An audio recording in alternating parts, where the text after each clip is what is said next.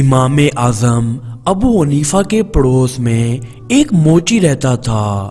دن بھر کام کرتا اور رات کو گوشت یا مچھلی لا کر بھونتا اور کھا کر شراب کا شغل شروع کر دیتا۔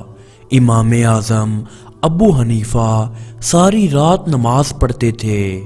کئی راتوں تک اس کی آواز نہ آئی تو لوگوں سے اس کے بارے میں دریافت کیا۔ معلوم ہوا کہ اسے پولیس لے گئی اور وہ جیل میں ہے۔ امام صاحب فجر کی نماز پڑھ کر اپنے خچر پر گورنر کے پاس پہنچے۔ امیر کو معلوم ہوا تو اس نے کہا کہ انہیں سوارے حالت ہی میں اندر آنے دو اور جب خچر فرش پر آ جائے تب وہ اترے۔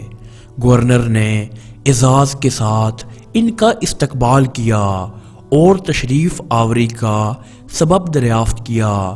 فرمایا کہ میرے ایک پڑوسی کو پولیس نے گرفتار کر لیا ہے، آپ اسے رہا فرما دیں۔ گورنر نے کہا نہ صرف وہ بلکہ اس رات سے آج تک جتنے لوگ گرفتار ہوئے ہیں میں ان سب کی رہائی کا حکم دیتا ہوں۔ امام اعظم ابو حنیفہ اپنے خچر پر واپس ہوئے۔ موچی پیچھے پیچھے چل رہا تھا۔ منزل پر پہنچ کر امام صاحب موچی کے پاس گئے اور دریافت کیا کیا ہم نے تمہیں ضائع کر دیا؟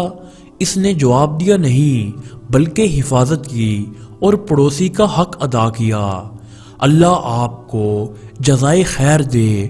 اور اسی وقت سے موچی نے توبہ کر کے اپنی زندگی بدل دی۔